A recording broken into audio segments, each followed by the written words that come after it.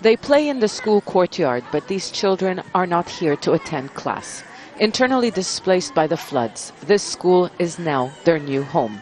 They escaped with their families to Hyderabad after their villages in Jacobad were submerged in flooding. We all ran away because of the floods. We didn't bring anything with us. Our school was destroyed. That means I won't be able to go back to school for a long time. A reality facing scores of Pakistani children.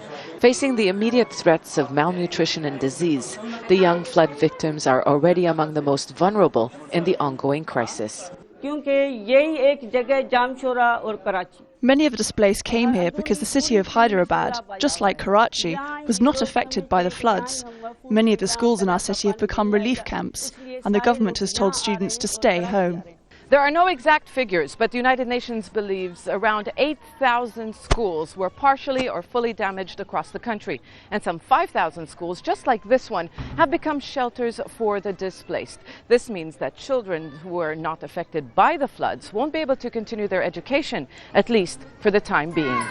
Some 500 students used to attend classes here, and they may stay home for some time, because even after the flood waters recede, the rebuilding process won't happen overnight.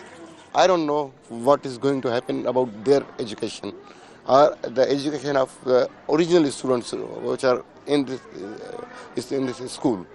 So we'll have to wait for a couple of weeks at what the government policy is.